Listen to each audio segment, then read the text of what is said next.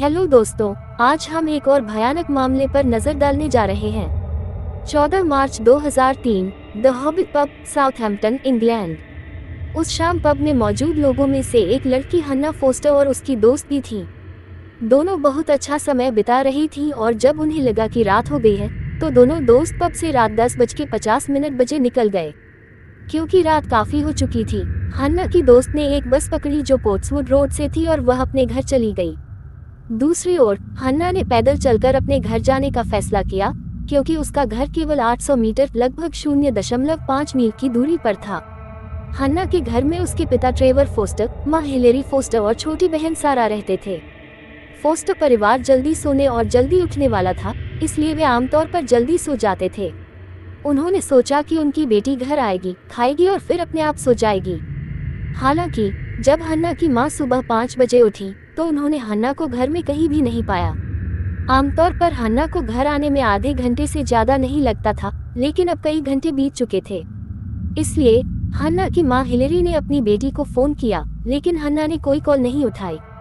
इसके बाद धीरे धीरे हन्ना के पिता और छोटी बहन को भी इस बारे में पता चलता है। इसके बाद हन्ना के पिता ट्रेवर फोस्टर उस लड़की से संपर्क करते हैं जो पिछली रात हन्ना के साथ पब गई थी, लेकिन वह भी वही कहानी बताती है जो मैंने आपको पहले ही बताई है। इसके बाद हन्ना का परिवार भी उसे ढूंढने की कोशिश करता है, लेकिन अब तक सुबह के 10:30 बज चुके थे, इसलिए हन्ना के पिता को अपनी बेटी की चिंता होने लगती है। इसलिए वे साउथहैम्पटन पुलिस स्टेशन जाकर हन्ना की गुमशुदगी की शिकायत दर्ज कराते हैं। अब पुलिस अपनी ओर से हन्ना के गुमशुदगी के मामले की जांच शुरू करती है और सबसे पहले उसके फोन को ट्रेस करती है। अच्छी बात यह थी कि हन्ना का फोन एक्टिव था और पुलिस ने मोबाइल टावरों के जरिए उसके फोन को ट्रेस किया। हन्ना के फोन की लोकेशन उसके घर से लगभग 20 से 25 मील दूर दिख रही थी। पुलिस 1 घंटे के भीतर उस स्थान पर पहुंच गई जहां हन्ना का फोन मिला था। ये स्थान शहर के रिसाइकलिंग सेंटर में था और पुलिस को वहां हन्ना का बैग भी मिला, लेकिन हन्ना नहीं मिली। 15 मार्च को भी हन्ना की तलाश जोर शोर से की गई, लेकिन उसका पता नहीं चला। जांच जारी रहने के दौरान 16 मार्च का दिन आता है और साउथहैम्पटन पुलिस को शहर के बाहरी इलाके से एक गुमनाम व्यक्ति का फोन आता है। वह बताता है कि उसने एक लड़की का शव झाड़ियों में देखा है। पुलिस टीम को उस स्थान पर भेजा गया जहां व्यक्ति ने बताया था। पिछले दिन से पुलिस हन्ना फोस्टर की तलाश कर रही थी और उनके पास उसकी तस्वीर भी थी, इसलिए पुलिस ने पहले शव की तुलना हन्ना की तस्वीर से की और उन्हें लगा कि यह हन्ना फोस्टर का शव है। इसके बाद हन्ना के परिवार को भी बुलाया गया। अपने परिवार की सदस्य को इस हालत में देखकर वे बहुत भावुक हो जाते हैं। इसके बाद शव को पोस्टमार्टम के लिए भेज दिया गया। पुलिस को रिपोर्ट का इंतजार करना पड़ा। जब पोस्टमार्टम रिपोर्ट आई तो उसमें कहा गया कि हन्ना का पहले बलात्कार किया गया था और फिर गला घोंटकर हत्या की गई थी। हन्ना के कपड़ों पर कुछ संदिग्ध के डीएनए के निशान पाए गए, जिससे पुलिस को विश्वास हो गया कि मामला जल्द ही सुलझ जाएगा। लेकिन पुलिस की कल्पना गलत साबित हुई जब संदिग्ध का डीएनए उनके डेटाबेस में नहीं मिला। इसके बाद पुलिस ने हन्ना के कॉल डिटेल्स की जांच की, जिसने जांचकर्ताओं को एक और दिशा में बढ़ने में मदद की। दरअसल हन्ना ने आखिरी बार 999 आपातकालीन नंबर पर कॉल की थी, जिसे ऑपरेटर ने उठाया था। कॉल 50 सेकंड तक चली, लेकिन ऑपरेटर के यह आपातकालीन हेल्पलाइन है, आपकी आपात स्थिति क्या है कहने पर दूसरी ओर से कोई जवाब नहीं मिला। जब जांचकर्ताओं ने कॉल की रिकॉर्डिंग को बढ़ाया तो उन्हें एहसास हुआ कि हन्ना एक चलती हुई गाड़ी में बैठी थी। हेलो दोस्तों, आज हम एक और भयानक मामले पर चर्चा करने जा रहे हैं। 14 मार्च 2003 की बात है, the hobbit pub, Southampton, England. उस शाम वहां पर सभी लोग मजे कर रहे थे और उनमें से एक लड़की हन्ना फोस्टर और उसकी दोस्त भी शामिल थी। दोनों का अच्छा समय बीत रहा था और जब उन्हें लगा कि देर हो रही है तो दोनों दोस्त रात 10:50 बजे पब से निकल गए। अब क्योंकि काफी रात हो चुकी थी, हन्ना की दोस्त ने पोर्ट्सवुड नाम की सड़क से बस पकड़ी और घर चली गई। दूसरी ओर हन्ना ने पैदल चलकर घर जाने का फैसला किया, क्योंकि उसका घर मात्र 800 मीटर दूर था, लगभग 0.5 मील। हन्ना के घर में 3 लोग रहते थे, उसके पिता ट्रेवर फोस्टर, उसकी माँ हिलेरी फोस्टर और उसकी छोटी बहन सारा। फोस्टर परिवार जल्दी सोने और जल्दी उठने का आदी था, इसलिए वे आमतौर पर जल्दी सो जाते थे। उन्हें लगा कि उनकी बेटी घर आएगी, खाना खाएगी और फिर सो जाएगी। हालांकि जब हन्ना की माँ सुबह 5 बजे उठी तो उन्होंने हन्ना को घर में कहीं नहीं पाया।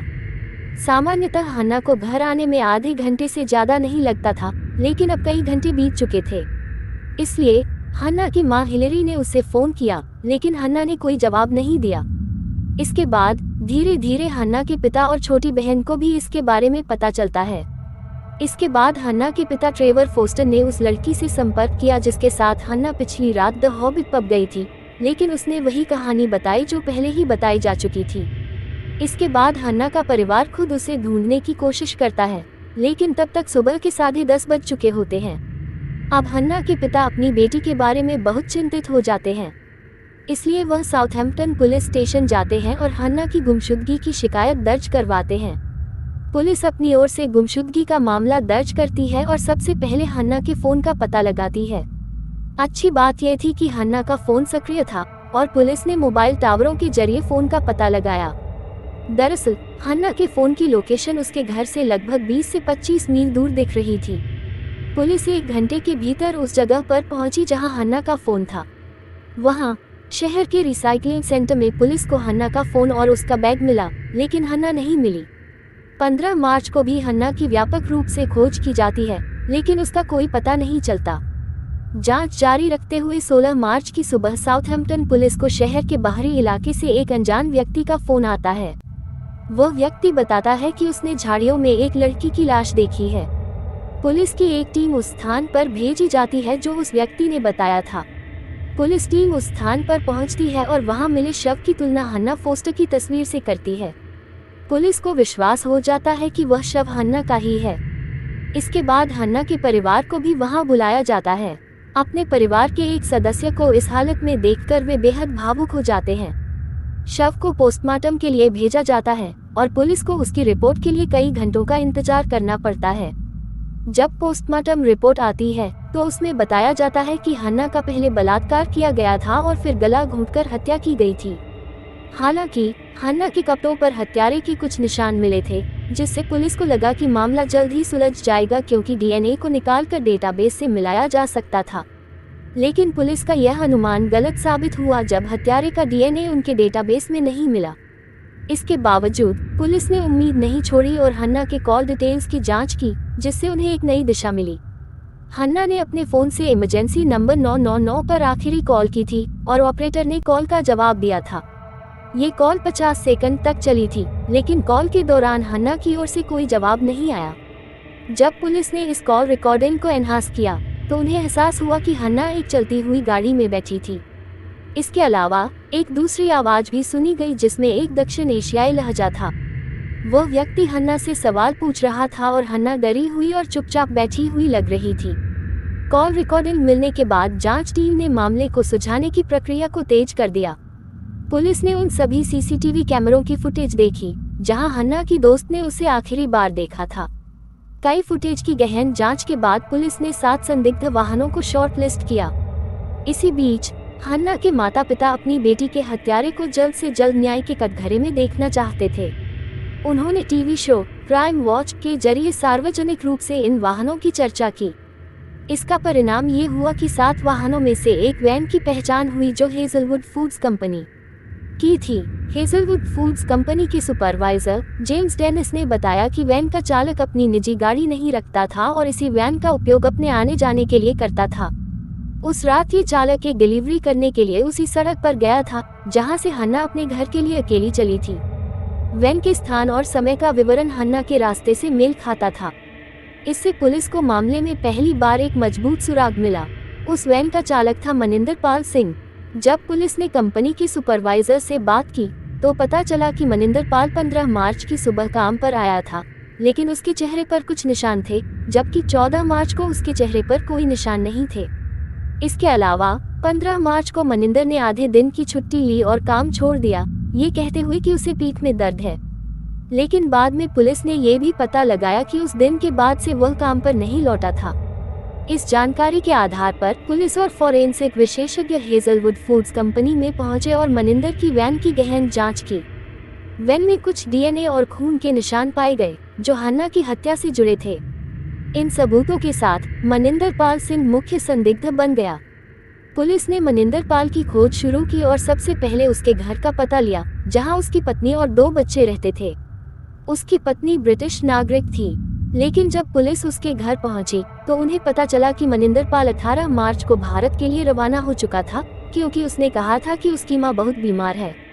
अब पुलिस के लिए हन्ना फोस्टर हत्या मामले में मनिंदर पाल को पकड़ना अनिवार्य था, लेकिन ये कार्य अत्यंत चुनौतीपूर्ण था। इस बीच मनिंदर के बेटे का डीएनए लिया गया और उसकी तुलना हन्ना के कपड़ों से मिले डीएनए से की गई। इस जांच ने पुष्टि की कि वह डीएनए मनिंदर पाल का ही था, क्योंकि पिता और पुत्र के डीएनए लगभग 99.99% समान होते हैं। अब तक हन्ना के माता पिता को भी यह जानकारी मिल चुकी थी और वे भी अपने बेटी के हत्यारे के पकड़े जाने की प्रतीक्षा कर रहे थे। इंग्लैंड की पुलिस ने भारत सरकार से संपर्क किया और चंडीगढ़ में स्थित मनिंदर के पैतृक घर का पता लिया। चंडीगढ़ पुलिस ने मनिंदर पाल के घर का पता लगाकर वहां पहुंची। वहां उन्हें पता चला कि मनिंदर पाल कुछ दिन पहले अपनी बीमार मां से मिलने आया था, लेकिन 3-4 दिन रहने के बाद वह वहां से चला गया और तब से उसने अपने घर से संपर्क नहीं किया था। इसके अलावा पुलिस को ये भी पता चला कि जब वह इंग्लैंड में था तब वह पगड़ी पहनता था और दाढ़ी रखता था, लेकिन भारत आने के बाद उसने अपनी दाढ़ी मूंछें मुंडवा ली और बाल भी कटवा लिए। हन्ना के माता पिता ने अपनी बेटी के हत्यारे को पकड़ने के लिए अपना प्रयास जारी रखा। लगभग 15 महीने बाद 10 जुलाई 2004 को वे भारत आए। वे 10 दिनों के लिए भारत में रहे और चंडीगढ़ पहुंचे, जहां उन्होंने स्थानीय मीडिया से बात की और लोगों से अपील की कि वे उनकी बेटी के हत्यारे मनिंदर पाल को पकड़ने में मदद करें। हन्ना के माता पिता ने मनिंदर की तस्वीरें साझा की, एक जिसमें वह दाढ़ी और पगड़ी में था और दूसरी जिसमें उसने अपनी दाढ़ी और बाल काट लिए थे। इन तस्वीरों की मदद से मनिंदर की पहचान करना आसान था। कुछ दिनों तक इंतजार करने के बाद हन्ना के माता पिता दिल्ली गए, क्योंकि वहां राष्ट्रीय और अंतर्राष्ट्रीय मीडिया के कार्यालय थे। इस कदम के बाद हन्ना फोस्टर की हत्या की खबर तेजी से पूरे भारत में फैल गई। अगले 24 घंटों के भीतर हर समाचार पत्र और न्यूज़ चैनल की सुर्खियों में हन्ना फोस्टर और मनिंदर पाल का नाम था। हन्ना के माता पिता ने एक मुफ्त हॉटलाइन की भी व्यवस्था की, जिससे कोई भी व्यक्ति अगर मनिंदर के बारे में जानकारी रखता हो तो वह संपर्क कर सके। साउथहैम्पटन पुलिस ने समाचार एजेंसी द सन के माध्यम से घोषणा की कि जो भी व्यक्ति मनिंदर पाल के बारे में जानकारी देगा उसे 50 लाख भारतीय रुपए का इनाम दिया जाएगा। इस घोषणा के बाद खबर पूरे भारत में आग की तरह फैल गई। 15 जुलाई 2004 को दार्जिलिंग के एक टैक्सी ड्राइवर ने एक सेवानिवृत्त पुलिस अधिकारी को फोन किया। ड्राइवर ने अधिकारी को बताया कि एक व्यक्ति पिछले कुछ महीनों से यहां रह रहा है और उसकी शक्ल हन्ना फोस्टर के हत्यारे से मिलती है, जैसा कि समाचार में दिखाया गया था। ये व्यक्ति हन्ना की हत्या के कुछ समय बाद से ही यहां दिखाई देने लगा था। अधिकारी ने तुरंत स्थानीय पुलिस को सूचित किया और पुलिस ने उस व्यक्ति को एक बस में पकड़ा जो दार्जिलिंग से नेपाल जा रही थी। जांच से पता चला कि मनिंदर पाल ने पहचान छुपाने के लिए अपना नाम बदलकर माइक डेविस कर लिया था और उसने एक महिला से दूसरी शादी भी कर ली थी। पुलिस ने उसे दिल्ली लाया और कुछ दिनों की हिरासत के दौरान मनिंदर ने अपना अपराध कबूल कर लिया। उसने बताया कि उसने हन्ना को उस रात कैसे अगवा किया, उसका बलात्कार किया और फिर उसे मार डाला क्योंकि वो पुलिस में शिकायत करने की धमकी दे रही थी। इसके बाद मनिंदर पाल को इंग्लैंड प्रत्यर्पित करने की प्रक्रिया शुरू हुई, जिसमें लगभग 3 साल लगे। 8 जून 2007 को कोर्ट ने उसे इंग्लैंड भेजने की अनुमति दी। इंग्लैंड पहुंचने पर हैम्पशायर पुलिस ने मनिंदर को गिरफ्तार कर लिया। डीएनए परीक्षण में पुष्टि हुई कि वो हन्ना फोस्टर का हत्यारा था। 10 दिसंबर 2007 को विंचेस्टर क्राउन कोर्ट में सुनवाई शुरू हुई। मनिंदर पाल ने अपने ऊपर लगे सभी आरोपों को नकारा और कई बहाने बनाए, लेकिन जांच से साबित हुआ कि उसकी सारी बातें झूठी थीं। आखिरकार 25 नवंबर 2008 को अदालत ने मनिंदर पाल को दोषी ठहराते हुए उम्र कैद की सजा सुनाई, जिसमें कम से कम 24 साल तक पैरोल की अनुमति नहीं थी। 50 लाख रुपए के इनाम में से 3.67 लाख रुपए उस टैक्सी ड्राइवर को दिए गए जिसने सबसे पहले पुलिस को सूचना दी थी। शेष धनराशि अन्य 12 लोगों में बांटी गई जिन्होंने मामले को सुलझाने में मदद की। टैक्सी ड्राइवर जेसन लेपा ने अपनी पुरस्कार राशि से एक स्कूल की स्थापना की, जिसका नाम हन्ना मेमोरियल अकादमी रखा गया। जब 2006 में हन्ना के माता पिता ने ये देखा तो वे बहुत खुश हुए और इंग्लैंड लौटकर उन्होंने एक चैरिटी संस्था की स्थापना की जिससे जेसन के स्कूल को सहायता मिल सके। इस प्रकार हन्ना फोस्टर के माता पिता के अथक प्रयासों ने न केवल उनकी बेटी के हत्यारे को न्याय के कटघरे में खड़ा किया, बल्कि भारत में एक ऐसे स्कूल की नींव रखी जो वंचित बच्चों के लिए शिक्षा का स्रोत बन गया। ये कहानी यही समाप्त होती है। हन्ना फोस्टर के माता पिता ने अपनी बेटी के न्याय के लिए जो साहसिक कदम उठाए, उससे न केवल उनके परिवार को न्याय मिला, बल्कि यह एक मिसाल बन गई कि किस तरह से दृढ़ संकल्प और प्रयासों से न्याय को पाया जा सकता है। उनके प्रयासों ने अंतर्राष्ट्रीय स्तर पर इस बात को साबित किया कि अपराधियों को चाहे वे कहीं भी छिप जाएं, कानून की पकड़ से बचा नहीं जा सकता। जेसन लेपा के स्कूल हन्ना मेमोरियल अकादमी के माध्यम से हन्ना की याद को जीवित रखा गया और इसके द्वारा सैकड़ों बच्चों को शिक्षा का अवसर मिला। हन्ना के माता पिता की इस पहल ने कई लोगों के जीवन को छुआ और यह साबित किया कि दुख को सकारात्मकता और उद्देश्य में बदलकर समाज में एक बड़ा अंतर लाया जा सकता है। इस मामले ने कानून प्रवर्तन, अंतर्राष्ट्रीय सहयोग और मानवता के प्रति सामूहिक प्रयास का एक प्रेरणादायक उदाहरण प्रस्तुत किया। हन्ना फोस्टर की कहानी उन परिवारों के लिए एक प्रेरणा बनी रही जो न्याय की उम्मीद रखते हैं, और ये दिखाया कि न्याय पाने के लिए कभी हार नहीं माननी चाहिए।